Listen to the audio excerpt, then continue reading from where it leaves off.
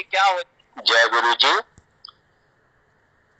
गुरु जी के चरणों में कोटि कोटि प्रणाम और गुरु जी के साथ जुड़ी हुई संगत को जय गुरु जी। अनंत नाम शुक्राना गुरु जी का कि आज फिर गुरु जी ने हमें सत्संग करने का मौका दिया। देखिए गुरु जी का तो गुणगान हम तो तुच्छ व्यक्ति हैं, नहीं कर सकते कभी। भगवान का गुणगान तो जितना करें उतना कम है। और सत्संग में अभी मैं सिद्धार्थ मोहन का भजन सुन रहा था जिसमें उन्होंने सबसे पहले कहा कि कौन कहता है भगवान आते नहीं, हम राधा की तरह बुलाते नहीं। तो संगत जी हम कितने लकी हैं, कितने भाग्यवान हैं कि हमें भगवान को बुलाना नहीं पड़ा, भगवान स्वयं हमारे पास आए। गुरु जी ने स्वयं हमें अपनी शरण में लिया, किसी को पहले लिया, किसी को बाद में लिया, किसी को शरीर छोड़ने से पहले शरण में अपने में लिया, किसी को बाद में लिया। पर हम जो भी गुरु जी की शरण में आया, हम कितने भाग्यशाली हैं कि हमें भगवान को नहीं बुलाना पड़ा, भगवान ने स्वयं हमें बुलाया। दूसरा स्टेप जो सिद्धार्थ मोहन ने गाया कि हम कौन कहता है भगवान खाते नहीं, हम शबरी की तरह उनको बेर खिलाते नहीं। तो संगत जी गुरु जी देखो ऐसे गुरु कहाँ होंगे जो सारी संगत को लंगर करवा के फिर खुद लंगर करते थे। सारी संगत जब लंगर कर लेती थी, मैं बात कर रहा हूँ 1997 की, 1997 की, जब गुरुजी सेक्टर 33 में थे। तो गुरुजी के पास बेल होती थी, रिमोट कंट्रोल्ड बेल, और गुरुजी ने बेल लगा के, बेल बजा के सेवादार को बोलना कि जाओ लंगर शुरू करो। और गुरुजी को अंदर बैठे ही पता होता था कि बाहर लंगर की सब तैयारी है। जिस जगह 1401 में गुरुजी सेक्टर 33 में रहते थे तो उनका पीछे कोर्टयार्ड बहुत बड़ा था, तो वहीं पे सारी संगत लंगर करती थी। तो गुरुजी को सब ज्ञात था, को जान नहीं जानते हैं। तो उन्होंने कहना रिमोट कंट्रोल बेल बजा के जाए संगत लंगर करे। और देखो सारी संगत जब लंगर कर लेती थी और गुरुजी आज्ञा दे देते थे तो फिर गुरुजी खुद लंगर करते थे। तो हमें भी कई बार गुरुजी के साथ लंगर करने का मौका मिला। गुरुजी टेबल चेयर पे बैठे होते थे और हम जमीन पे बैठ जाते थे 10-12 लोग, और गुरुजी ने फिर हमको लंगर करवाना। और संगत जी देखो कोई तो ये सोच रहे होंगे कि गुरुजी तो पता नहीं कैसे लंगर करते होंगे। गुरुजी इतने सिंपल कि हाथ में चपाती रख के उसके ऊपर सब्जी डालकर चटनी के साथ गुरुजी लंगर करते थे। तो हम तो कह गए भगवान हमें लंगर करवा के फिर स्वयं लंगर करते थे। तीसरा जो स्टैंजा मैंने सुना कि जिसमें कौन कहता है भगवान नाचते नहीं, हम गोपियों की तरह उनको नचाते नहीं। तो गुरु तो हमको नचाते थे। गुरुजी ने संगत में बैठे कह देना चल आंटी डांस कर, चल आंटी इस तरह कर। और मुझे याद है बैसाखी का दिन 2007 में कि राजा रेड्डी ने डांस किया, उसके बाद उनके वाइफ और उनकी बेटियों ने डांस किया, और उसके बाद गुरुजी ने सारी संगत को बोला कि जाओ डांस करो। और बड़े मंदिर का जो मेन हॉल है वहां पे सारी संगत ने डांस किया। तो ये है हमारे गुरुजी कि जो भगवान होते हुए भी हमें ये नहीं पता लगने देते कि साक्षात भगवान हमारे सामने बैठे हैं। तो संगत जी जो चीज जिस करके हम भगवान कहते हैं, तो गुरुजी ने कभी देखो ये नहीं हमें किसी चीज की बंदिश नहीं लगाई, कभी कुछ नहीं कहा गुरुजी ने कि ऐसा करो, ये कपड़े डालो, सुबह उठ के पाठ करो, शाम को करो, ये खाना ना खाओ, प्याज ना खाओ, ये ना खाओ, वो ना खाओ। जो करता कोई करे, बस उनका इतना सरल तरीका था, आओ बैठो गुरबाणी सुनो, लंगर करो, लंगर में ब्लेसिंग है, सत्संग सुनो। गुरुजी यही कहते थे जो सत्संग सुनाता है उसका भी कल्याण है और जो सत्संग सुनता है उसका भी कल्याण है, और जाओ। और ये गुरुजी का इतना सरल तरीका था। और हम कितने भाग्यवान हैं कि हमें ऐसे गुरु मिले जो साक्षात भगवान है और हमें इतने सरल तरीके से उन्होंने सब कुछ जीवन की राह दिखाई।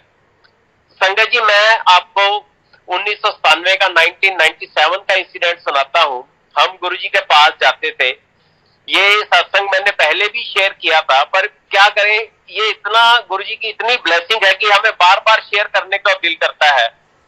कि 1997 में हम गुरुजी के पास जब जाते थे तो गुरुजी ने कहना किसी को आंटी अपनी अस्थमा वाली प्रॉब्लम दस, अंकल अपनी हार्ट प्रॉब्लम दस, अंकल डायबिटीज का दस किस तरह होया, और संगत जी गुरुजी ने कहना आला जलेबियां खा ला, फिर शुगर चेक करा ली और अगले दिन संगत ने आके कहना हाँ गुरुजी शुगर तो पहली बार मेरी नॉर्मल आई है। तो ऐसे ही मेरे मदर को कार्डियक प्रॉब्लम थी, तो सडनली वो काफी सीवियर हो गई, तो हमने उनकी पीजीआई वगैरह में दिखाया, तो पीजीआई वालों ने एंजियोग्राफी के लिए कहा। तो जब हमने एंजियोग्राफी, जब डॉक्टर ने पहले टीएमटी की रिपोर्ट देखी उसके बाद उसने एंजियोग्राफी के लिए कहा, तो टीएमटी की रिपोर्ट देख के डॉक्टर ने कहा कि देखिए इनकी तो 2 आर्टरीज कंप्लीटली ब्लॉक्ड है, अगली 2 का एंजियो के बाद पता लगेगा। तो हमारे फैमिली डॉक्टर ने सलाह दी कि बेटर है आप एस्कॉर्ट्स में चले जाओ, क्योंकि अगर होगी, that lady she was friend of my wife, तो जो डॉक्टर थी तो उसको पता था कि कुछ ना कुछ तो होगा, चाहे स्टंट पड़ेगा, बाईपास होगी, बैलूनिंग होगी, कुछ ना कुछ तो होगा फर्दर ट्रीटमेंट। तो उन्होंने कहा बेटर है आप एस्कॉर्ट्स चले जाओ। तो हमने एस्कॉर्ट्स में डेट वगैरह ले ली, और जब एंजियोग्राफी हुई तो जो डॉक्टर कर रहा था उसने मेरे छोटे भाई से पूछा, who was with my mother, मेरे मम्मी के साथ था, कहता who is she to you young man. उसने कहा ये मेरी मदर है। कहता congrats, everything is perfectly all right. तो ये गुरुजी है। एक चीज मैं बीच में मिस कर गया कि इन बिटवीन जब हमने दिल्ली जाना था पेरेंट्स ने, तो मेरे आंटी, मेरी तो हिम्मत नहीं हुई कि गुरुजी से बात करूं। गुरुजी का ऑरा ही इतना था कि दूर बैठे उनके तरफ देखने से मुंह साइड में या उनकी तरफ से नजर हटाने की दिल नहीं करता था, और इतनी चमक थी उनके फेस में कि जब पास आते थे तो कांपने लग जाते थे, गुरुजी से बात करने की हिम्मत नहीं होती थी। तो मैंने अपनी आंटी को ही बोला कि जाओ गुरुजी से बात करो, ऐसे मम्मी का बोलो, हम सबकी सुनते हैं, सबके सत्संग सुनते हैं कि गुरुजी ने मुझे ये ठीक किया, ऐसे ठीक किया, ये चीज ठीक करी। उन्होंने गुरुजी को बोला कि गुरुजी ऐसा इस तरह मम्मी दा हैगा सी। गुरुजी तो पंजाबी में बात करते थे। तो डॉक्टर ने एंजियोग्राफी के लिए बोला, गुरुजी ने नाम पूछा, उन्होंने नाम बताया, तो गुरुजी कहते हैं बाद च गल करांगे। तो वो वापस आ गए, उनकी आंखों में आंसू थे। तो एक आंटी ने पूछा कि क्या बात हो गई। कहते हैं गुरुजी देखो सबका कल्याण करते हैं और मुझे कहते हैं मैंने मम्मी का बोला, तो गुरुजी कहते हैं बाद च गल करांगे। तो कहते फिर क्या है, यहाँ पे गुरुजी के पास जाने की कौन सी है, भी आप एक बार चले गए तो दोबारा नहीं जा सकते। गुरुजी के पास कौन से बॉडीगार्ड खड़े हैं जो आपको अंदर आगे नहीं जाने देंगे, जो कहेंगे जी आपको पहले मिलाए हो गुरुजी को दोबारा क्यों जा रहे हो। फिर क्या, जब गुरुजी आपको दोबारा जब आज्ञा देंगे घर जाने की, आप फिर बात कर लेना। तो ऐसे ही हुआ, जब गुरुजी ने रात को आज्ञा दी तो कहते गुरुजी तुम मम्मी का दस्या से तुसी कैसी बात च गल करांगे। गुरुजी कहते गल की करनी है, करता कल्याण। तो coming back to the old thing कि जब एंजियोग्राफी हुई और डॉक्टर ने मेरे भाई को बोला कि ये तो बिल परफेक्टली ऑल राइट है, तो वापस वो नीचे भागा भागा आया, मेरे फादर को बताया था, मोबाइल तो होते नहीं थे, उन्होंने हमें रिंग किया और हम गुरुजी के पास जाने ही लगे थे। तो जैसे ही मेरी आंटी ने माथा टेका तो गुरुजी को कहते हैं गुरुजी मम्मी की रिपोर्ट आ गई है, बिल्कुल ठीक है, सब कुछ ठीक है। गुरुजी कहते अच्छा तेरी मां लगती है, तेरी सब कुछ ठीक है। गुरुजी कहते अच्छा तेरी मां लगती है, तेरी सस लगती है। शी सेड गुरुजी सस लगती है। गुरुजी कहते हैं तू सस का कल्याण करा है, नुआ तो जलसी करती है ससा। तो उसके बाद तो गुरुजी ने मेरी आंटी का नाम ही रख दिया नू सस। किसी ने आना है देखो ए कुड़ी ने संता तो सस का कल्याण कराया। तो उसके बाद तो गुरुजी की इतनी ब्लेसिंग्स हुई, इतनी ब्लेसिंग हुई, ब्लेसिंग तो पहले तो कई बार तो हमें पता भी नहीं लगता कि गुरुजी ने हमें कैसे ब्लेस किया। गुरुजी खुद कहते होते थे कि तुहाडे जिहड़े कर्म है 90% तो मैं कट देना, 10% तक भोगने पैंदे हैं। I tell you a recent instance कि पिछले महीने की बात है कि कोई सत्संग था, तो मैंने एक टिन उठाया हुआ था, तो इट वाज पार्शियली फिल्ड। तो मैं लेके सीढ़ियां चढ़ रहा था, पता नहीं कैसे मेरा पैर अटका कि मैं नीचे गिर गया और वो टिन मेरे और सीढ़ियों के बीच में आ गया, और वो टिन कटा हुआ था, तो मेरा हाथ ही 3-4 जगह से कट गया। और वो तो चलो इंजरी एक एक्सटर्नल इंजरी थी कि यू कैन वेल इमेजिन संगत जी, वो टिन फ्लैट हो गया, द टिन गॉट फ्लैटेड। तो एकदम मुझे रिब्स में बड़ी सीवियर पेन हुई। खैर उस वक्त तो मैंने कुछ नहीं बोला, फटाफट जाके उनकी किचन में मैंने हाथ धोए, हाथ धो के कैसे जैसे ब्लड को बंद किया, पीछे पट्टी बांध के रिस्ट पे। तो उसके बाद मैंने इमरजेंसी में दिखाया हॉस्पिटल में, तो डॉक्टर ने तो वो तो कर दी, इंजेक्शन वगैरह लगा दिया। कहते आप कल ऑर्थोपेडिक सर्जन को जरूर दिखाना। और सर्जन ने एक्सरे वगैरह किया, कहता देखो मुझे एज सच तो कोई इतनी इंजरी ऐसे नजर नहीं आ रही, पर आज एक चीज मैं बता दूं कि जैसे हाथ लगाया उसने दबाया, कहता जी आपको पेन काफी देर रहेगी, कम से कम 1.5 महीना तो आपको सीवियर पेन रहेगी और आपने घबराना नहीं। मैंने कहा ठीक है। अब मैं घर आया, घर वालों ने तो यही कहा कि आपकी तो एज है, आप ऐसे ट्रेन उठा के ऊपर जा रहे थे, ये क्या है, आप वो सेवा किया करो जो आपकी एज को शोभा देती है। तो मैंने कहा ये, मैंने उसी का कोरिलेट गुरुजी की बात याद आ गई कि पता नहीं क्या बुरे कर्म थे जो गुरुजी ने काट दिया और 10% मुझे सिर्फ भोगना पड़ा। पता नहीं क्या हो जाता, मुझे क्या चोट लगती, क्या हो जाता, जो सिर्फ गुरुजी ने कष्ट अपने पे लेके मुझे सिर्फ थोड़ा सा कष्ट दिया। तो संगत जी आज 1 महीना हो गया और मैं परफेक्टली ऑल राइट। तो ये है गुरुजी। अब हर एक चीज में कोई चीज देखो, कोई ये भी सोच रहे होंगे, कई बार हम सत्संग में जाते हैं, जो को संगत जिसने गुरुजी के बारे में नहीं सुना वो ये सोचते हैं कि शायद ये गुरुजी की एडवर्टाइजमेंट कर रहे हैं।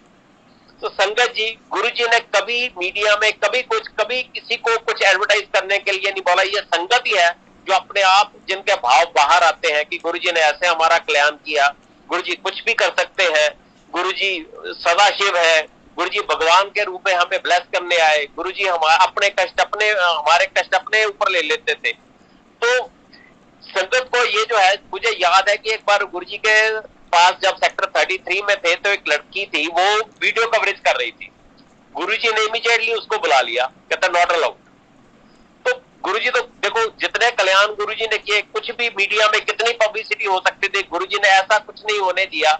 और संगत ही है जो गुरुजी का गुणगान करती है। तो संगत जी देखो अब क्या है कि एक चीज है कि हम ये कहते हैं कि गुरुजी कुछ भी कर सकते हैं, जो चीज हम सोच भी नहीं सकते कि ऐसा पॉसिबल है, वो भी गुरुजी कर सकते हैं। मैं अपना एक इंस्टांस बताता हूँ, अपने कैरियर का इंस्टांस बताता हूँ कि एक बार 2017 में था, तो उस वक्त मैंने मेरे बेटे की कॉन्वोकेशन थी, गुरुजी ने ही उसको यूएसए भेजा था, तो उसकी कॉन्वोकेशन थी मास्टर्स की। तो वो हमें फोन करे कि आप आओ, आप कन्वोकेशन पे आओ। मैं उसको ये बोलूं कि यार क्यों हमारे पैसे खर्चवा रहा है। तो देखो अब ये एरिया हमने देखा हुआ, ऑलरेडी 2012 में हम यूएसए गए थे, ये एरिया हमने देखा हुआ है, जब तेरी जॉब लगेगी इतना बड़ा यूएसए वहां बुला लेना क्यों हमें। अल्टीमेटली एक्चुअली रूट कॉज ये था कि उस साल मैं रिटायर हो रहा था और मेरी छुट्टियां सारी फॉरफिट हो जानी थी। तो ये चीज मैं बोलूं ना, मैं क्या, वो तो मेरे पे गुस्सा होगा कि आपको अपनी पड़ी है लीव्स की, यहाँ पे देखो मेरी कन्वोकेशन है जो लाइफ टाइम अफेयर है और मेरा जिंदगी में एक बार आना है। तो संगत जी आप बिलीव नहीं करोगे कि वन फाइन डे मैं अपने लैपटॉप पे बैठा था और मेरी उसमें मेल आ गई। मैं महिंद्रा में काम करता था और Mahindra is a big company having turnover over 20 billion US dollars and employing more than 2 lakh people. तो एक मेल आ गई जिसमें आप बिलीव नहीं करोगे संगत जी, लीव रूल्स एज पर माई कन्वीनियंस चेंज हो गए। जैसा मैं चाहता था वैसे लीव रूल्स चेंज हुआ और मैं हैरान हो गया। मैं क्या, जैसे कहते हैं ना पेपर में फाइनेंशियल एक्सप्रेस में लिखा होता है with one stroke of the pain of the finance minister so many tax payers were relieved. तो आई कैन ओनली से कि with the one blessing of Guruji so many employees of Mahindra God bless. तो ये है गुरुजी, जो चीज हम कभी सोच भी नहीं सकते थे और वो गुरुजी कर देते थे। तो अब मैं ज्यादा टाइम नहीं लूंगा, मैं अपनी आंटी को हैंड ओवर करूंगा कि वो सत्संग करे। जय गुरु जी। गुरु जी के चरणों में कोटि कोटि प्रणाम और सुन रही संगत को मेरा प्यार भरा नमस्कार। थैंक यू गुरु जी, आपने एक बार फिर से गुणगान करने का मौका दिया। हमने इतनी क्षमता कहाँ कि आपका गुणगान कर सके, लेकिन फिर भी प्रयास कर रहे हैं। बस क्योंकि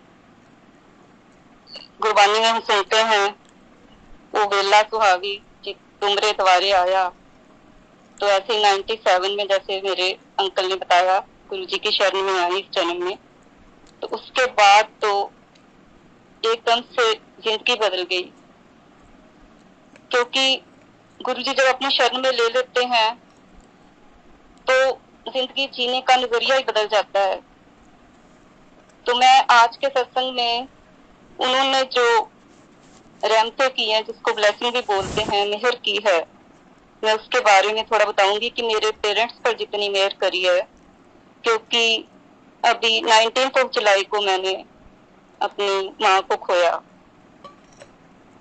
तो फिर भी मैं जानती हूँ कि गुरुजी ने उनको बहुत ज्यादा बोनस टाइम दिया, तो इसलिए आज मैं अपने पेरेंट्स पर जो गुरुजी ने मेहर करी उसके बारे में मैं संगत से शेयर करूंगी।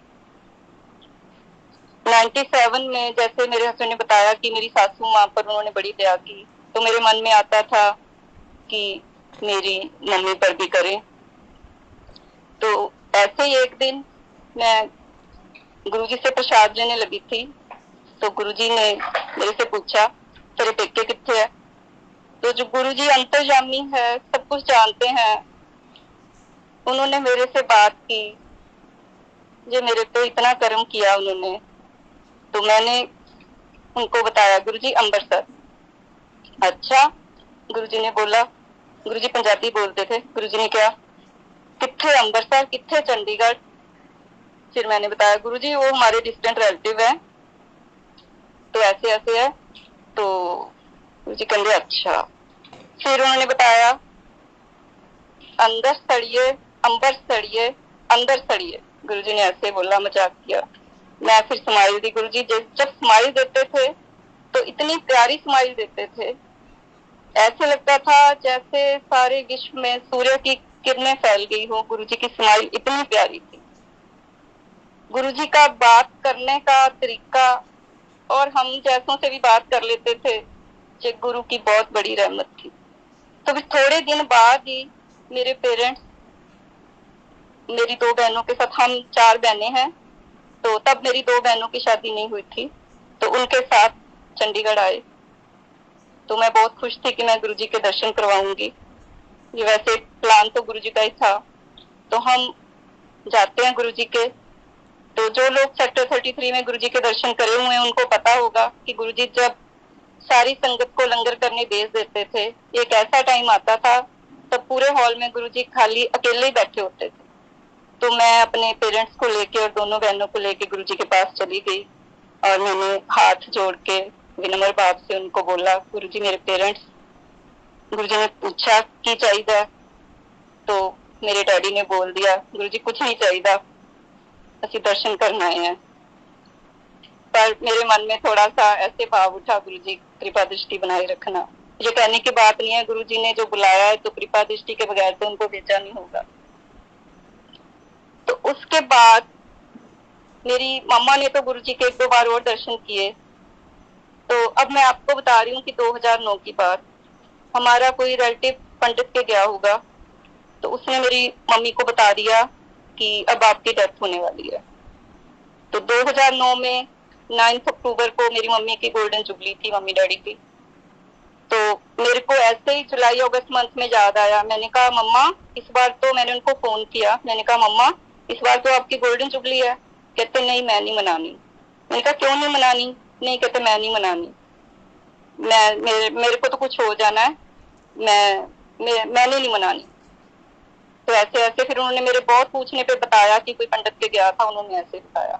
मैंने उनको बोल तो दिया कि ऐसे पंडित बोलते हैं कुछ नहीं होता, ऐसे झूठ बोलते हैं, कुछ नहीं होता थानू, तुम बिल्कुल ठीक रहोगे। मैंने उनको ऐसे बोल तो दिया, पर मैं थोड़ा सा उदास रहना शुरू हो गया, कहीं सच में मेरी मम्मी को कुछ हो ना जाए। पर गुरुजी इतने दयावान कि थोड़े दिन बाद मुझे एक एक ड्रीम आता है कि एक ट्रेन जा रही है, गुरुजी ट्रेन लेके जा रहे हैं। मुझे एक ड्रीम आता है कि एक ट्रेन जा रही है, गुरुजी ट्रेन लेके जा रहे हैं, मेरे मम्मी उसमें चढ़े हुए हैं, उनकी एक चप्पल ट्रैक पे गिर जाती है, वो चप्पल उठाने की कोशिश कर रहे हैं पर ट्रेन चलती जाती है। पहले ये ड्रीम आया, ये भी कोई इतना सिग्निफिकेंट नहीं था, इससे मुझे थोड़ा भय और बढ़ गया। मैंने कहा सच में ही ना मम्मी को कुछ हो जाए। तो फिर गुरुजी की इतनी मेहर हुई कि वन फाइन डे मुझे फिर ड्रीम आया कि गुरुजी बैठे हुए हैं एक चेयर पे, उनके सामने एक टेबल है, वुडन टेबल, और उसके आसपास 2 चेयर्स हैं ओल्ड टाइप की, वुड की। तो गुरुजी उनको चाय प्रसाद पिला रहे हैं कांच के गिलासेस में। तो थोड़ा थोड़ा चाय प्रसाद उनका बचा, बाकी उन्होंने पी लिया। तो ये जब मेरी नींद खुली तो मैं एकदम बेफिक्र थी कि गुरुजी की रहमत होगी, उन्होंने मेरे मम्मी डैडी को ब्लेस कर दिया। तो गुरुजी की रहमत से उन्होंने अपनी गोल्डन जुबली मनाई। गुरुजी, इस बात के लिए आपका बहुत बहुत शुक्रिया, आपने उनको इतना बड़ा हैप्पीनेस का सेलिब्रेशन का मौका दिया। तो उसके बाद बात है ये 2015 की। तो एकदम, क्योंकि हम 4 सिस्टर्स हैं, तो पर गुरुजी ने उनका हमेशा ख्याल रखा है, मेरे पेरेंट्स का, बेटे की बांति ख्याल रखा है। कभी फील नहीं हुआ कि हमारे भाई नहीं है। तो मेरे मम्मा का फोन आया कि डैडी को हिमोचूरिया हो गया है, जिससे क्या होता है कि यूरिन में ब्लड पास होता है। कहते हैं कि वो यूरिन पास करते जाते भी डरते हैं, सारा रेड रेड हो जाता है, वो बहुत डरे हुए हैं। उन्होंने एक डॉक्टर को दिखाया है, डॉक्टर ने सर्जरी बताई है। मैंने कहा नहीं, वो अच्छा नहीं होगा डॉक्टर, अब दूसरे डॉक्टर को दिखाओ। दूसरे को दिखाया, उसने भी बोला कि सर्जरी होगी। तो मैंने कहा परेशान मत हो, मैं आऊंगी, अमृतसर आऊंगी, तो फिर हम ऐसा होगा तो हम पीजीआई में उनको दिखा देंगे, मैं उनको चंडीगढ़ ले आऊंगी। तो ये बात है 2015 अप्रैल मंथ की। तो उस दिन डुगरी में फर्स्ट संडे का सत्संग था, तो हमने यही प्लान बनाया था कि हम डुगरी से ही अमृतसर चले जाएंगे। तो जैसे ही डुगरी में वो हो गया था, लंगर प्रसाद वगैरह हो गया था, मेरे हस्बैंड और बेटा ड्यूटी पे थे, हमारी ड्यूटी ऑफ हो गई थी। हम वेट कर रहे थे कि मेरे हस्बैंड और बेटा आए, तो हम अमृतसर के लिए निकले। उस दिन बारिश भी बहुत ज्यादा थी, मौसम बहुत ज्यादा खराब था, एकदम बहुत ज्यादा सर्दी भी हो गई थी, अजीब सा मौसम हो गया था। तो एकदम से एक, मैं वहां डुगरी के नीचे बैठी हुई थी, नीचे जो आंगन है वहां पे वेट कर रही थी। तो एक अंकल आए, एक एप्पल की पेटी लेके। उन्होंने मुझे एप्पल का प्रसाद दिया और बाकी संगत जो वहां बैठी थी उनको भी एप्पल प्रसाद दिया। फिर मैंने उन अंकल को बोला कि अंकल, मेरे ना डैडी बीमार हैं, एक प्रसाद उनके लिए दे देंगे? उन्होंने कहा हाँ जी क्यों नहीं। उन्होंने एक एप्पल प्रसाद मुझे दे दिया मेरे डैडी के लिए। तो हम अमृतसर गए, जो कि 3-3.5 घंटे का सफर हमने 6.5 घंटे में तय किया। तो हम वहां गए, तो नेक्स्ट डे एक और सुपर स्पेशलिस्ट डॉक्टर के साथ उनकी अपॉइंटमेंट थी। तो डॉक्टर के पास जाने से पहले मैंने अपने डैडी को बोला कि ये डुगरी से प्रसाद है आपके लिए, तो आप ये खाओ, फिर जाना डॉक्टर के पास। मैंने उनको सेब प्रसाद खिलाया। उसके बाद वो डॉक्टर के पास गए। तो जब वो वापस आए तो उन्होंने बताया कि डॉक्टर ने बोला कि सर्जरी की जरूरत नहीं है, ये मेडिसिन है, इससे आप बिल्कुल ठीक हो जाओगे। तो ये है हमारे गुरुजी, जो पता नहीं सूली का शूल बना देते हैं। नहीं तो इस उम्र में उनको सर्जरी कितनी कष्टदायक हो सकती थी, लेकिन जो कि वो सिर्फ डॉक्टर ने टेबलेट दी, वो खा के वो आज तक बिल्कुल ठीक हैं और बिल्कुल सही से चल रहा है। उनको प्रोस्टेट की कोई तकलीफ नहीं है इस वक्त। तो अब मैं आपको बता रही हूँ कि 2017 की, जबकि मेरा मम्मा थोड़े से वो पार्किंसन के पेशेंट थे पिछले कुछ सालों से, पर फिर भी स्टेबल थे, इतनी ज्यादा कोई बहुत बहुत ज्यादा परेशानी वाली बात नहीं थी। उनको एकदम से कोई डॉक्टर चेंज किया तो मेडिसिन की कोई नई मेडिसिन की कोई रिएक्शन हो गया उनकी बॉडी में, जिसकी वजह से उनको हॉस्पिटलाइज करना पड़ा। तो वो बहुत ज्यादा वायलेंट हो जाते थे और अजीब अजीब सी बातें करते थे कि मैंने बीजी के पास चले जाना है, मैंने बीजी देख लिए हैं, मेरा टाइम आ गया, इस तरह की बातें कर रहे थे। फिर मैंने गुरुजी से बहुत प्रे की, गुरुजी प्लीज थोड़ा मम्मा को ठीक कर दो। तो फिर उस दिन उनकी एमआरआई होनी थी। तो एमआरआई के लिए उनको जब लेके जा रहे थे तो मेरी एल्डर सिस्टर थी जो उनके साथ गई। तो मेरी एल्डर सिस्टर ने चाहे गुरुजी के दर्शन नहीं किए हुए थे, पर उसने हमारे से गुरुजी के गुणगान सुने हुए थे। तो अभी एमआरआई की रिपोर्ट नहीं आई, वो एमआरआई करा के वापस ही आए, तो उसने आके मुझे बताया कि रेनू कि एम्बुलेंस में बहुत ज्यादा फ्रेग्रेंस थी, फूलों की बहुत ज्यादा इंटेंस वाली। तो मुझे तभी यकीन हो गया कि ये गुरुजी का करिश्मा है, गुरुजी की रहमत है, मेरे मामा ठीक हो जाएंगे। तो जब रिपोर्ट आई तो वो बिल्कुल ठीक थी और 8-10 दिन हॉस्पिटल में रहने के बाद वो फिर घर आ गए। तो ये है गुरुजी जो कि कष्ट हरता है।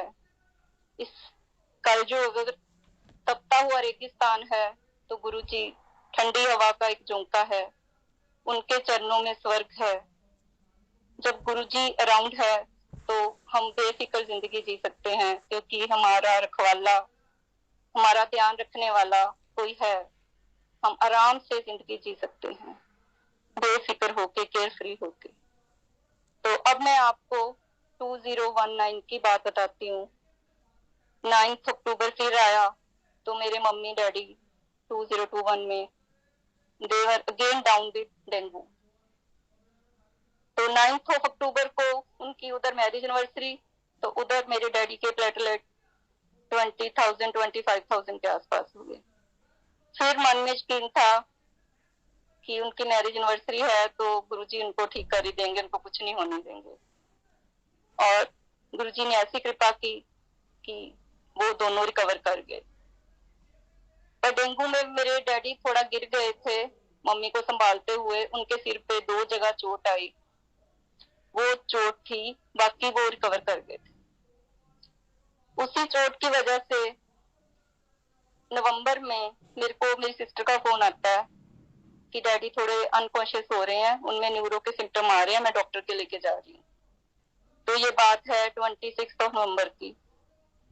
तो जब उनकी MRI हुई तो डॉक्टर ने एकदम इमरजेंसी में एडमिट होके सर्जरी करवाने को बोला, क्योंकि वो डेंगू के दौरान गिर गए थे, इसकी वजह से उनके स्कल के आसपास ब्लीडिंग जमा हो गई थी। तो डॉक्टर ने 27 नवंबर को सर्जरी की डेट दी सुबह 8 बजे। तो फिर मन में गुरुजी का विश्वास तो है ही है पक्का, और साथ में 27 नवंबर को हमारी मैरिज एनिवर्सरी होती है, तो मन में ये पुख्ता यकीन था कि गुरुजी हमारी मैरिज एनिवर्सरी के दिन मेरे डैडी को कुछ नहीं होने देंगे। तो सुबह 8 बजे की सर्जरी 8, 9, 10 होती होती शाम को टलती टलती शाम को 6 बजे हुई। जब किसी घर के किसी मेंबर का ऑपरेशन हो रहा हो ऑपरेशन थिएटर में, तो बाकी फैमिली मेंबर्स की क्या हालत होती है, ये इसका अंदाजा आप खुद लगा सकते हो। पर गुरुजी इतने मेहरबान है कि उनकी सर्जरी टलते टलते 6 बजे शाम को हुई, जबकि सत्संग था चंडीगढ़ में। तो हम उधर सर्जरी हो रही थी, तो उधर हम सत्संग में गुरुजी के चरणों में बैठे हुए थे, बेपरवाह थे कि गुरुजी सब भलाई करेंगे। तो उधर सत्संग खत्म होता है 8 बजे, तो उधर मेरी सिस्टर का फोन आता है कि सर्जरी कामयाब है, डैडी को ICU में भेज दिया। तो ठीक ऐसे हो गया। तो 2-3 दिन बाद जब मैं अमृतसर गई तो मेरे को लग रहा था डैडी मुझे पहचानेंगे नहीं, या ऐसे है, न्यूरो सर्जरी थी, कुछ गड़बड़ ना हो जाए। पर गुरुजी का इतना इतना शुक्रियाना, इतना शुक्रिया कि मेरे डैडी बिल्कुल ठीक थे। थोड़ी देर में उन्होंने मेरे से बात करी और मेरे को बोला कि रेनू, मुझे तो तेरे गुरुजी ने बचा लिया। मैं कहा डैडी कैसे? कहते कि मैं जब मेरे को नहीं पता, ऑपरेशन के बाद मेरे को ले गए थे ICU में, मेरे को नहीं पता, वो तो आई वाज टोल्ड आफ्टरवर्ड्स कि मेरे को ऐसे ले गए थे। कहते मेरे को मिडनाइट ड्रीम आया कि मेरे को रस्सियों से बांध लिया है, कोई अजीब अजीब शक्लों वाले 7-7, 8-8 फुट लंबे लोग थे जिनके ऐसे ट्रायंगुलर से फेसेस थे, उन्होंने मुझे रस्सियों से बांध लिया। वो उग्रवादी टाइप के लग रहे थे और उनके पास हथियार थे, और वो उन्होंने मुझे बोला कि असी तेनू लै जाना है, हुण तू बुला ला जिन्हों बुलाना है। कहते इतने में ही टीवी की स्क्रीन जितने साइज में गुरुजी का स्वरूप अपीयर होता है। तो मेरे डैडी ने आवाज दी कि गुरुजी। तो इतने में ही कहते कि वो सब उग्रवादी टाइप के लोग मुझे छोड़ के भाग गए और धार्मिक गतिविधियां होने लग गई। तो कहते मैंने वो अपनी रस्सियां वगैरह, पाइपें वगैरह जो लगी हुई थी खींच दी। तो सिस्टर जो नर्स बाकी आई, वो कहती है अंकल ये क्या कर रहे हो? फिर डैडी ने पूछा कि मैं कहाँ हूँ, उन्होंने बताया कि आपकी सर्जरी हुई है, आप ICU में हो। पर ये सिर्फ गुरुजी और गुरुजी बचा सकते हैं। जो कि दूसरे जहान से वापस लेके आते हैं जब उनकी रहमत हो जाती है। तो फिर मेरे डैडी ने बोला कि ये गुरुजी की रहमत है, तू बड़े समागम में खड़े होके ये बताना मेरी तरफ से। तो आज गुरुजी ने ये बताने का मौका मिला है और रोम रोम से शुक्राना निकलता है गुरुजी का। गुरुजी आप हैं तो हम हैं, आपके बगैर हम कुछ नहीं है, बिल्कुल जीरो हैं हम, हमारी कोई एग्जिस्टेंस नहीं है आपके बगैर। इस तरह हमेशा हमें अपने चरणों में लगाए रखना और अपना आशीर्वाद सब पर बनाए रखना।